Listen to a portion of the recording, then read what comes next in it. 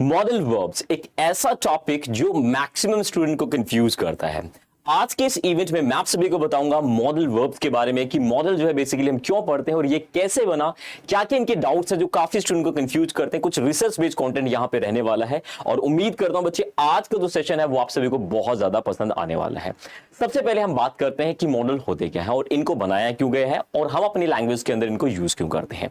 अक्सर जब मॉडल की बात करते हैं तो काफी स्टूडेंट जो है मॉडल को लेकर बहुत गलत परसेप्शन डिजाइन कर लेते हैं। या तो वो मॉडल को हिंदी से पढ़ने की कोशिश करते हैं या फिर वो कुछ कोडिंग यहां पे ऐड करते हैं ताकि वो मॉडल को समझ पाए। ये कोई सॉल्यूशन नहीं है। आज की सेशन में मैं आप सभी को बताऊंगा कि मॉडल है क्या और इनको बनाया क्यों गया है और किस तरीके से लैंग्वेज में जो है यूज किया जाता है। तो चलिए शुरुआत करते हैं और देखते हैं कि मॉडल किस तरीके से बना है।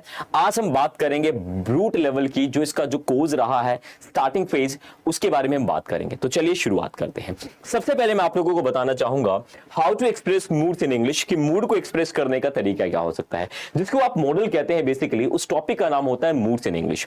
मूड का मतलब आपके डिफरेंट इमोशंस को रिप्रेजेंट करने के लिए ही मूड को बनाया गया है। इसको और बारीकी से अगर मैं समझाने की कोशिश करूं आप लोगों को तो आप लोगों को पता चलेगा। Let's explore moods in English. अब मूड्स के बारे में तो आप सभी जानते ही हैं। मूड्स का मतलब होता है हमारी फीलिंग्स, अलग अलग इमोशंस को रिप्रेजेंट करना मूड की कैटेगरी के अंदर रखा गया है। अब इस मूड को रिप्रेजेंट करने के लिए हमारे पास अलग अलग मॉडल वर्ब्स हमें देखने को मिलती है। अब वो कौन कौन सी मॉडल वर्ब है थोड़ा उसको हम डिटेल में जानने की कोशिश करते हैं।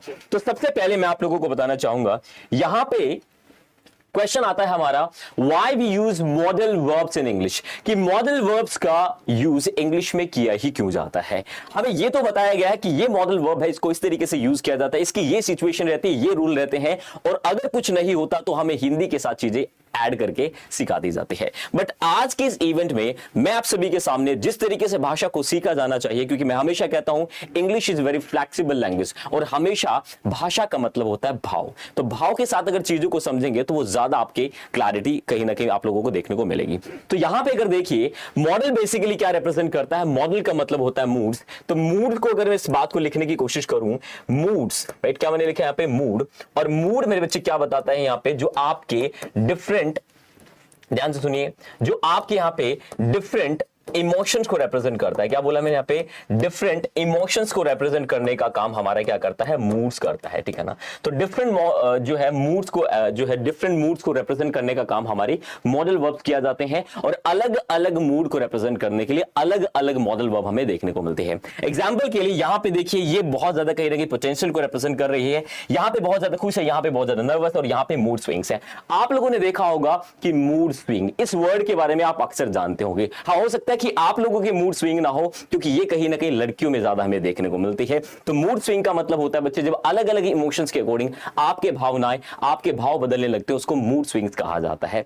अब क्वेश्चन आता है कि मॉडल बेसिकली यूज क्यों किए जाते हैं और इसका क्वेश्चन जो है सबसे बड़ा हमारे माइंड में आता है। जैसे कि हम बात करते हैं कि सर क्या जो कोडिंग हमें बताई गई है, जो इतनी बड़ी बड़ी जो हमारे अंदर डेफिनेशन दे दी जाती है मॉडल्स की, क्या वो सही है लैंग्वेज को सीखने के लिए? तो मेरा आंसर रहेगा बिल्कुल नो, राइट। क्योंकि हमारा जो ब्रेन है कि लिमिटेड दायरे तक ही सेव रख सकता है चीजों को। हाँ, प्रैक्टिस के थ्रू तो हम कुछ भी कर सकते हैं, बट जो नॉर्मल हम बात करें एक दायरा होता है जहां तक हम चीजों को सेव रख सकते हैं। तो मैं आप लोगों को बताना चाहूंगा कि सबसे पहले मॉडल का यूज ही क्यों किया जाता है। तो आपका आंसर होना चाहिए कि मॉडल जो है वो डिफरेंट इमोशंस को रिप्रेजेंट करता है, डिफरेंट इमोशंस को रिप्रेजेंट करने के लिए ही मॉडल का यूज किया जाता है। अब इमोशंस मतलब हमारे भाव, हमारी फीलिंग्स को रिप्रेजेंट करने के लिए ही मॉडल बनाया गया है। अलग अलग मॉडल अलग अलग फीलिंग्स को रिप्रेजेंट करते हैं। अब यहां पे अगर थोड़ा सा मैं आगे चलूं तो सबसे पहला क्वेश्चन आता है हमारे सामने, जो कि आप लोगों को भी पता होगा। एक मॉडल हम यूज करते हैं, दैट इज कैन।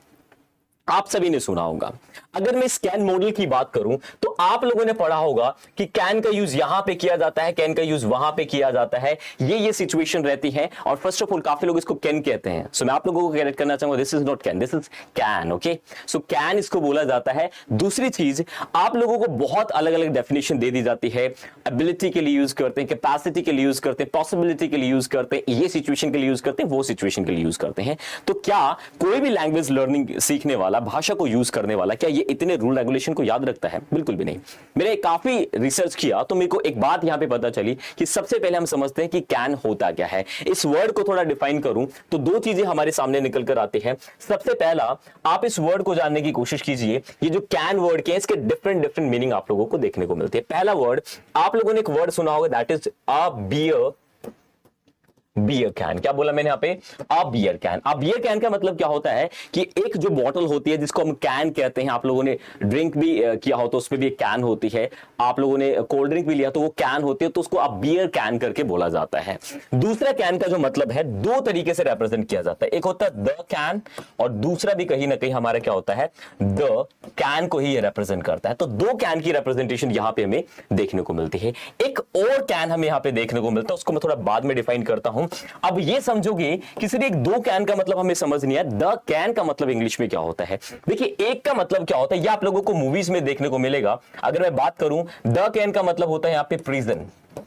क्या बोला बच्चे मैंने? यहाँ पे प्रिजन को रिप्रेजेंट करता है। ये दूसरा द कैन जो होता है ये वॉशरूम को रिप्रेजेंट करता है। एग्जांपल के लिए, ये पहली बार मैंने एक हॉलीवुड की मूवीज में सुना था, he is in the can. तो he is in the can का मतलब होता है कि वो कहीं ना कहीं जेल में है, वो प्रिजन में है। तो अगर आप लोगों को कहीं पे द कैन देखने को मिले तो इसका मतलब प्रिजन होता है। तो इस बात को भी आप अच्छी तरीके से ध्यान रखना। दूसरे वर्ड का मतलब भी द कैन होता है, बट इसको वॉशरूम के लिए किस तरीके से यूज किया जाता है। जैसे कि मैंने पूछा वेयर इज राहुल, तो आप कह सकते हैं ही इज इन द कैन, कि वो वॉशरूम में है, या आप इसको टॉयलेट से भी रिप्रेजेंट कर सकते हैं। तो इसका मतलब एक ये भी होता है। दूसरे बच्चे आप लोगों को बताऊं, एक होता है कैंस। क्या बोला मैंने यहाँ पे? कैंस वर्ड भी करके होता है इंग्लिश में, जो कि हम पढ़ते हैं। और कैंस का बेसिकली मतलब अगर मैं बताऊं आप लोगों को, तो इसको कहा जाता है ईयरफोन्स। क्या कहा जाता है? ईयरफोन्स इसको कहा जाता है, ठीक है ना। क्या कहा जाता है? ईयरफोन्स इसको कहा जाता है, जो आप यूज करते हैं, दैट इज कैन। उसको भी कैन बोला जाता है। लास्ट में एक वर्ड होता है दैट इज कैंडिड, या कैंड कह देते हैं कुछ लोग, हालांकि कैंडिड तो नहीं होगा, वो कैन ही बोला जाता है। एग्जाम्पल के लिए मैं लिखता हूं, ही वॉज कैंड। तो इस कैंड का मतलब बेसिकली यहां पे होने वाला है, तो किसी को जॉब से निकाल देने को भी हम क्या कहते हैं? कैंड कहा जाता है। तो कैन की बेसिकली ये सारे के सारे मतलब आप लोगों को देखने को मिलते हैं। बट मेरा मतलब बताने का मतलब नहीं था आप लोगों को, मैं सिर्फ आप लोगों को बताना चाह रहा हूं कि जो हम कैन यूज करते हैं उसका मतलब, ये पॉसिबिलिटी, ये सारी की सारी चीजों से रिलेट मत करो। बहुत प्रैक्टिकल तरीका है भाषा को सीखने का, और वो मैं आप लोगों के सामने आज के सेशन में रखने की कोशिश करूंगा।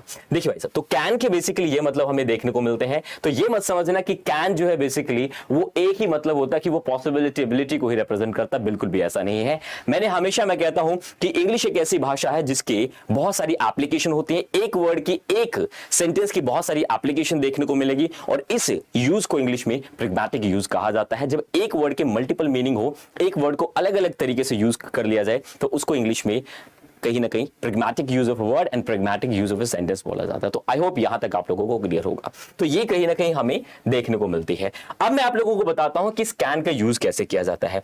आप लोगों ने देखा होगा एक्सप्रेसिंग मूड।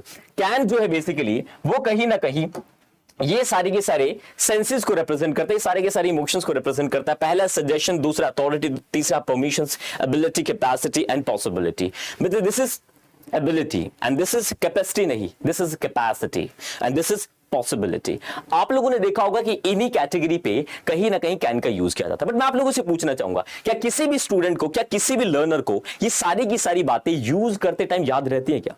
बिल्कुल भी ऐसा नहीं है। क्या आप ये देखोगे कि अगर मैंने पेन देने की बात की, क्या ये सजेशन है, क्या ये पॉसिबिलिटी है, क्या ये अथॉरिटी है, क्या ये परमिशन है? ये हम बहुत ज्यादा कंफ्यूज रहते हैं। तो लैंग्वेज का मतलब होता है जो कंफ्यूजन को जीरो कर दे, जो न्यूट्रल कर दे, उसी को भाषा कहते हैं। कहते हैं ना कि क्यों पड़े हो चक्कर में, कोई नहीं है टक्कर में। और जब हम इस बात को समझने की कोशिश करते हैं तो वहां पर हमें एक बात समझ में आती है कि इतनी डिटेल ग्रामर में तो हो सकती है, बट लैंग्वेज के अंदर इतनी डिटेल नहीं होती है। क्योंकि अगर आप थोड़ा सा समझने की कोशिश करें, ग्रामर की डेफिनेशन होती है ग्राम प्लस एआर। ग्राम का मतलब होता है मेजरमेंट और एआर का मतलब है डूअर। तो कहीं ना कहीं ग्रामर जो है वो मेजरमेंट करती है किसकी? लैंग्वेज की। लैंग्वेज की मेजरमेंट करने को ही क्या कहते हैं? ग्रामर कहते हैं। सबसे पहले बनी है लैंग्वेज, फिर उसको ठीक लिखने का जो तरीका जो हमें बताया गया वो ग्रामर ने हमें बताया गया। तो ये पूरा का पूरा प्रोसेस हमें देखने को मिलता है। अब मैं आप लोगों को बताऊं कि सर आप क्या बताने वाले हो। आज मैं जो आप लोगों को बताने वाला हूं, मैं गारंटी देता हूं कि आप लोग कभी भूल नहीं पाएंगे, और हर एक तरीके से जो अपनी रेगुलर लाइफ के अंदर यूज कर पाएंगे। मैं जब भी किसी लर्नर से पूछता हूं या मैं बात करता हूं तो मुझे एक ही क्वेश्चन जो है बार बार देखने को मिलता है। मैं हमेशा पूछता हूं कि क्या जो इंग्लिश बोलने वाले, क्या वो इतनी कंडीशंस को याद रखते हैं? क्या वो इतनी कंडीशंस को याद रखते हैं? बिल्कुल भी नहीं। सिर्फ उनका एक छोटा सा आंसर है कि हमने चीजों को थोड़ा सा ना वेल अरेंज कर रखा, हमने सिस्टम सिचुएशंस के हिसाब से चीजों को डिजाइन कर रखा। तो मैं आप लोगों को बताने की कोशिश करता हूं कि कैन को आप लोगों को कैसे यूज करना है। देखिए, आप मेरी बात ध्यान से सुनिए। आपको एबिलिटी, योग्यता बोलते, कैपेसिटी, क्षमता बोली जाती, पॉसिबिलिटी, संभावना, परमिशंस, अनुमति, अथॉरिटी, अधिकार, और एक सबसे बड़ा यूज क्या है यहां पे जो कि आप लोगों को देखने को मिल रहा है। पहली बार आप देख रहे होंगे कि कैन का यूज सजेशन के लिए भी किया जाता है, राय के लिए भी किया जाता है। कुछ स्टूडेंट बोलेंगे कि नहीं सर, यहां पे तो हम शुड का यूज करते हैं। सभी कैटेगरी आप लोगों के लिए मैं आगे जो चैप्टर में लेकर आता रहूंगा। दूसरी चीज अगर हम बात करें, यहां पे काफी डेफिनेशन आप लोगों को दी जाती है जिसको आइडेंटिफिकेशन कहा जाता है, जिसको हम हिंदी में पहचान कहते हैं कि सत्ता, शक्ति के लिए कहीं ना कहीं कैन यूज किया जाता है। तो मैं आप लोगों को बता दूं कि जो हम कोडिंग यूज करते हैं, ये जो हिंदी वाला जो प्रोसेस हम यूज करते हैं, इससे आप अपना थोड़ा लेवल तो बढ़ा सकते हैं, बट फ्लुएंट इंग्लिश की बात करेंगे तो आप कभी भी नहीं बोल पाएंगे। तो बस मैं आपको इतनी सी बात आप लोगों को बताना चाहूंगा कि मेथड जो है ये बिल्कुल भी सही नहीं है। हाँ, 30% ये मदद जरूर करता है किन स्टूडेंट को जिनका लेवल बिल्कुल पुअर है। नहीं तो मैं आपको कहूंगा कि आप लोगों को जैसे लैंग्वेज बनी है उसी के हिसाब से भाषा को सीखना चाहिए। यही एक सबसे अच्छा तरीका और सही तरीका माना जाता है। तो अगर मैं आप लोगों को बताऊं कि कैन बेसिकली क्या है, तो दो चीजें याद रखना बच्चे, दो चीजें याद रखना। और लास्ट तीसरी, अगर मैं बात करूं कि वो सारे के सारे काम जिसमें माइंड का रोल हो, जिसमें आपकी स्किल का रोल हो, वो सारे के सारे चीजें बताने के लिए हमें कैन का यूज करते हैं। अगर मैंने बोला ये माउस है मेरे पास, मैं बोलूं क्या आप इसको ठीक कर सकते हो, तो कहीं ना कहीं स्किल की बात की गई है। तो जब भी स्किल की बात होगी तो वहां पर भी कैन होगा। मैंने बोला कि बोर्ड है, अगर ये बोर्ड खराब हो जाए, मैं बोलूं कि आप इसको ठीक कर सकते हो, तो कहीं ना कहीं स्किल की बात है, तो यहां पर भी कैन होगा। दूसरा क्या है, एबिलिटी का मतलब होता है रिलेटेड टू माइंड। क्या बोला मैंने यहां पे? एबिलिटी का मतलब क्या होता है? Related to mind. मेरी बात ध्यान से सुनना, एबिलिटी का मतलब होता है रिलेटेड टू माइंड, कैपेसिटी का मतलब होता है related to physical strength. Right, मैंने क्या बोला? Physical strength. तो मैंने बोला एबिलिटी का मतलब होता है रिलेटेड टू माइंड, वो सारे के सारे काम जिसमें माइंड का रोल हो किसी भी काम को करने के लिए, आपकी स्किल की बात की गई हो, वहां पर भी हम कैन यूज करते हैं। और जब हम बात कर रहे हो फिजिकल जो कैपेसिटी की, जैसे कि मैंने पूछा क्या आप इसको उठा सकते हो, तो फिजिकल। क्या आप इस पेड़ पे चढ़ सकते हो? फिजिकल, ठीक है ना। क्या आप इसे गिरा सकते हो? फिजिकल, ठीक है ना। फिजिकल स्ट्रेंथ की बात की जा रही है, तो जब पावर की बात की जाएगी तो भी कैन यूज होगा, और जब एबिलिटी या स्किल की बात की जाएगी तो भी कैन यूज होगा। मैंने पूछा कि क्या आप इस सम को सोल्व कर सकते हो, तो आपकी फिजिकल एबिलिटी तो नहीं है, कैपेसिटी तो नहीं है, ये सिर्फ एबिलिटी है और ये आपकी स्किल को रिप्रेजेंट करती है। तो ये दो बातें अगर आपको याद रहेंगी तो थोड़ा सा आप कैन को समझ पाएंगे अपनी प्रैक्टिकल लाइफ के अंदर। तो ये बात सबसे ज्यादा जरूरी है। बात समझ में आ गई। दूसरा, अगर हम बात करें पॉसिबिलिटी के लिए भी यूज किया जाता है। आप लोगों ने देखा होगा कि हाई पॉसिबिलिटी जनरली ये कहीं ना कहीं 80% पॉसिबिलिटी को रिप्रेजेंट करता है कैन। और परमिशंस की बात करें तो परमिशंस कौन सी परमिशन होती है?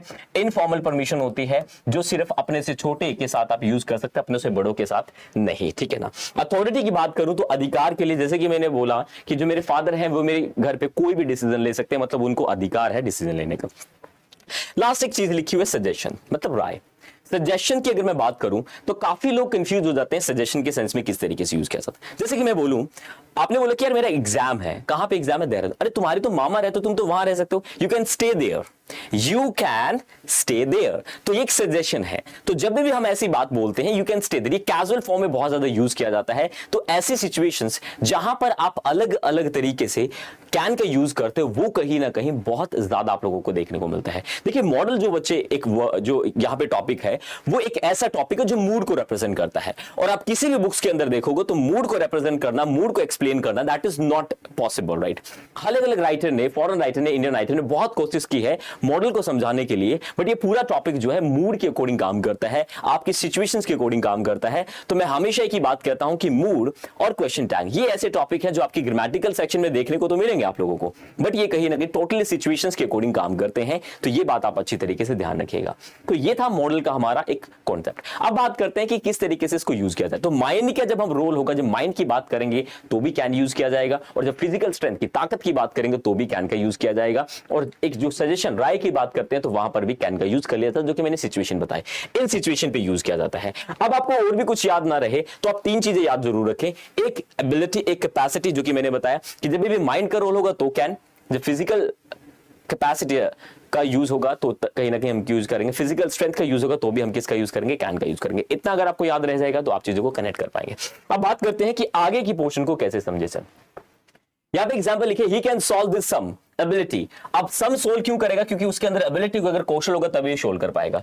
He can lift this box, तो बॉक्स उठाने की बात है, कैपेसिटी की बात की, फिजिकल पावर की बात की गई तो यहां पे यूज किया गया। Permission, can I sit here, किसी से पूछने के लिए कैजुअल फॉर्म में तो हम यूज करते हैं। शी कैन कम टुडे, वो आज आ सकती, परमिशन है, 80% आने की पॉसिबिलिटी यहां पे दिखाई गई है।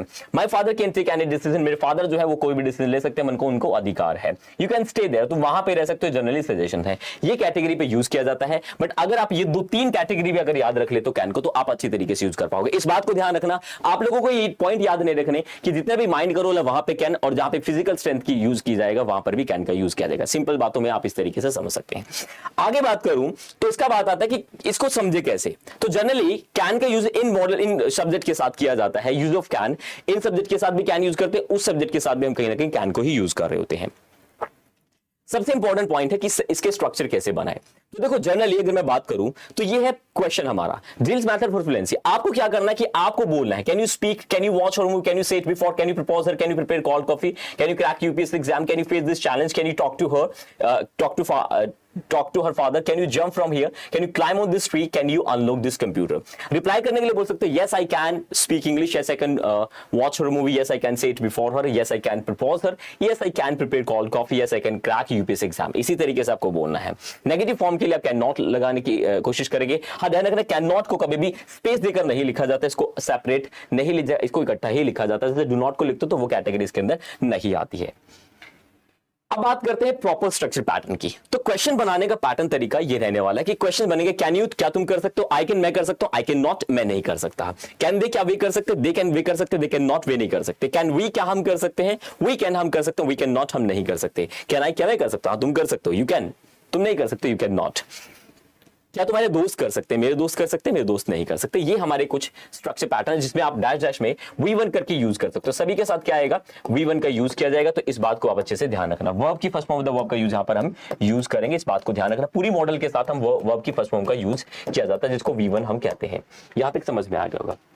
बात करें यहां पे भी इन स्ट्रक्चर के साथ भी कहीं ना कहीं कैन का यूज ही किया जाता है। तो ये कैटेगरी भी आप लोगों को इसी तरीके से देखने को मिलेगी। तो अलग अलग फॉर्म के अंदर कैन जो है यूज किया जाता है, इस बात को आप अच्छे से ध्यान रख लीजिए। क्वेश्चन बनाने का तरीका ये रहेगा, पॉजिटिव बनाने का मतलब उसका रिप्लाई देने का तरीका ये रहेगा, और नेगेटिव बनाने का तरीका ये रहेगा। इनके रिप्लाई सामने लिखे हुए, आप लोगों को सामने के साथ प्रैक्टिस करना है। अब बात आती है कि इसके अंदर अगर आप अच्छे तरीके से प्रैक्टिस करना चाहते हैं तो इसके अंदर पुट क्या करें। सबसे इंपॉर्टेंट होता है लैंग्वेज लर्निंग के लिए, मैं आपको हमेशा कहता हूं कि sense, pattern, vocabs and practice, ये चार चीजें किसी भी भाषा को, किसी भी भाषा में आपको परफेक्ट बना सकती हैं। सेंस मैंने आप लोगों को बताया कि कैन का यूज कैसे करते हैं, पैटर्न मैंने आप लोगों को बताया। अब बात करते हैं कि वोकैबुलरी कहां से ले। तो लास्ट स्लाइड में मैंने जो है वोकैबुलरी को ही ऐड किया है। आप देख लीजिए इस वोकैबुलरी को आप कहां पे पुट कर सकते हो, वहां पे पुट कर सकते हो। फॉर एग्जांपल मैंने ले लिया क्लियर एसएसबी इंटरव्यू, तो मैं बोल सकता हूं यहां पे for example, can you crack SSB interview, yes I can crack SSB interview, I can not crack SSB interview. इसी तरीके से दूसरे को उठाओ, यहां पे आप कोई भी यूज कर सकते हैं। आप यूज करते हो स्पीक 5 लैंग्वेजेस, तो मैं बोल सकता हूं can you speak 5 languages, yes I can speak 5 languages, I cannot speak 5 languages। can they speak 5 languages, yes they can speak 5 languages, they cannot speak 5 languages। इस तरीके से आप जब प्रैक्टिस करेंगे, मल्टीपल तरीके से ऐड करेंगे, तो डेफिनेटली आप जो है बहुत अच्छे तरीके से भाषा को सीख पाएंगे। ये एक सबसे अच्छा तरीका है लैंग्वेज को सीखने का। तो मॉडल जो है वो कहीं ना कहीं इमोशन से जुड़े सब्जेक्ट हैं, उसको अच्छे तरीके से आप ध्यान रखें। तो जब भी आपको मॉडल पढ़ना हो तो इतना क्लैरिटी रखना कि कैन का यूज जो है, इतनी सारी कंफ्यूजन क्रिएट मत करो। पहले थोड़ा बेसिक पढ़ लो कि कैन मतलब वो सारे के सारे काम जिसमें स्किल का जरूरत हो, जिसमें स्किल की जरूरत है। मैंने बोला कि आप इस टेबल को बना सकते हो, तो कहीं ना कहीं स्किल की जरूरत है, राइट। क्वेश्चन को, किसी भी चीज को ठीक करने के लिए लैंग्वेज बोलेंगे, क्या तुम इंग्लिश बोल सकते हो, तो कहीं ना कहीं आपको पता है कोई फिजिकल स्टैंडर्ड की तो बात की नहीं गई वहां पे, तो कहीं ना कहीं माइंड से रिलेशन होगा, स्किल की बात की गई तो भी हम कैन यूज करेंगे। बट अगर किसी ताकत की बात की जाए, पावर की बात की जाए, तो वहां पर भी हम कैन का यूज करते हैं। और पॉसिबिलिटी 80-80% पॉसिबिलिटी को रिप्रेजेंट करने के लिए हम क्या यूज करते हैं, कैन का यूज करते हैं। उम्मीद करता हूं कि आप लोगों को कैन की कंप्लीट डिटेल के बारे में पता चल गया होगा कि किस तरीके से कैन का यूज किया जाता है। उम्मीद करता हूं कि आप लोगों को ये सेशन बहुत अच्छा लगा होगा। कैसा लगा सेशन कमेंट करके जरूर बताना और वीडियो को शेयर करना ना भूला। तो आज के लिए मिलते हैं नेक्स्ट इंपॉर्टेंट सेशन में, तब तक के लिए bye, take care, thank you so much everyone. तब तक के लिए टेक केयर, लव यू।